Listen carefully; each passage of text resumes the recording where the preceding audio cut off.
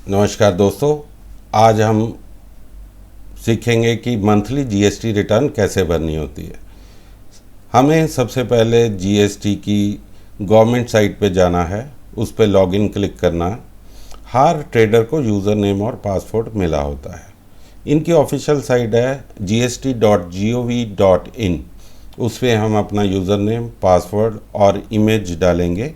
जैसे कि यहाँ पे इमेज है 522963 और लॉगिन पे क्लिक कर देंगे। जैसे ही आप लॉगिन पे क्लिक करोगे आप अपने इनसाइड ऑफ द अकाउंट पहुंच जाओगे। इसमें रिटर्न डैशबोर्ड जो सबसे पहले होता है, उस रिटर्न डैशबोर्ड पे आप अपनी मंथली रिटर्न्स और क्वार्टरली रिटर्न्स भर सकते हैं।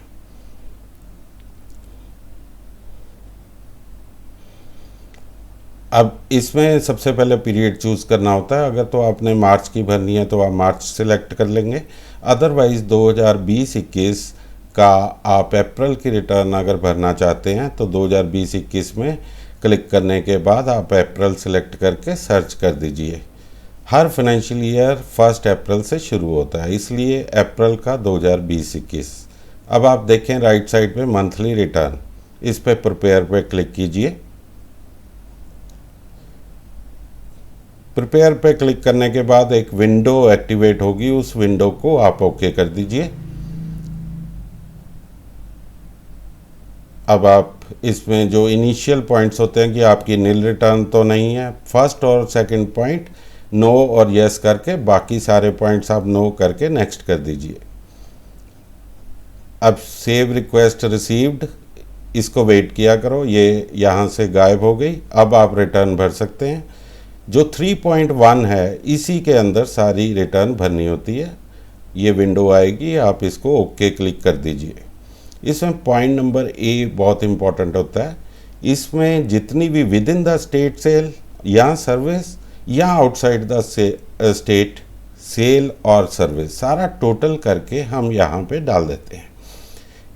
इंटेग्रेटेड टैक्स उस पे लगता है जो आप सेल या सर्विस अपनी स्टेट से बाहर करते हैं, और central plus state sale tax उस पे लगता है जो आप लोकल सेल करते हैं। तो अगर आपकी सिर्फ सेंट्रल सेल है तो आप टोटल टैक्सेबल वैल्यू में लिख दीजिए 1,12,355। इस पे 18% टैक्स है। आउटसाइड चंडीगढ़ हमने सेल की है, सर्विस की है, तो इंटेग्रेटेड टैक्स लगेगा। तो 20,224 रुपये टैक्स होके हमने कंफर्म कर दिया। अब ये आपका 3.1 में आ जाएगा कि टोटल टैक्स 20,224 बनता है। उसके बाद प्रोसीड टू पेमेंट आपको करना पड़ता है।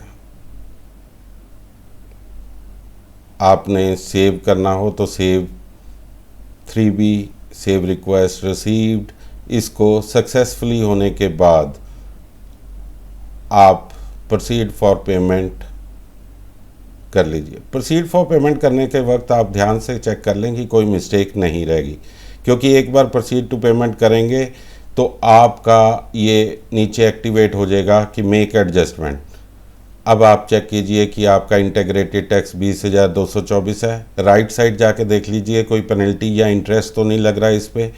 और इसके बाद आप make payment credit to ledger click कर दीजिए।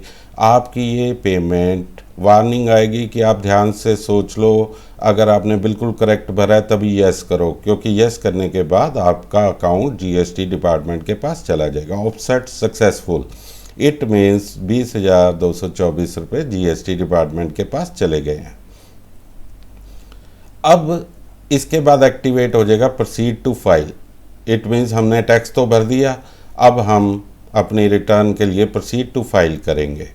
इसके पहले हम अंडरटेकिंग क्लिक करते हैं, उसके बाद हम ट्रेडर का नाम लिखेंगे। ट्रेडर के नाम के बाद आप फाइल कर सकते हैं डिजिटल सिग्नेचर के साथ या ओटीपी के साथ। डीएससी डिजिटल सिग्नेचर होता है, ईवीसी में ओटीपी आता है।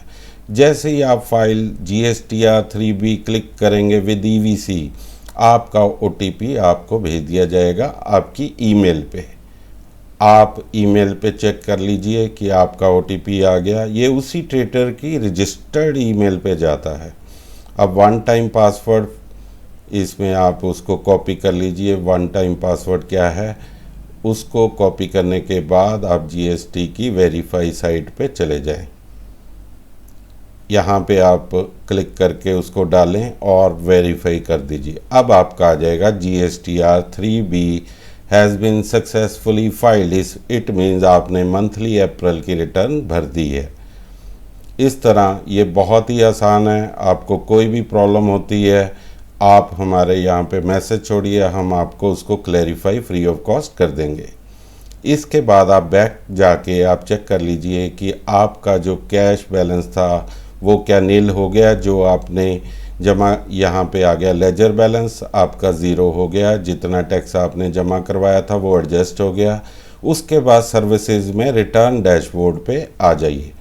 रिटर्न डैशबोर्ड पे भी एक बार चेक कर लीजिए अप्रैल की रिटर्न को कि क्या वहाँ पे फाइल्ड स्टेटस आ गया या नहीं है। अब हम अप्रैल पे क्लिक करते हैं तो यहाँ पे मंथली GSTR 3B फाइल्ड ये भरने के बाद आपकी सारी प्रॉब्लम यहाँ पे दूर हो जाती है। इसी तरह आप मंथली रिटर्न खुद भरा करें।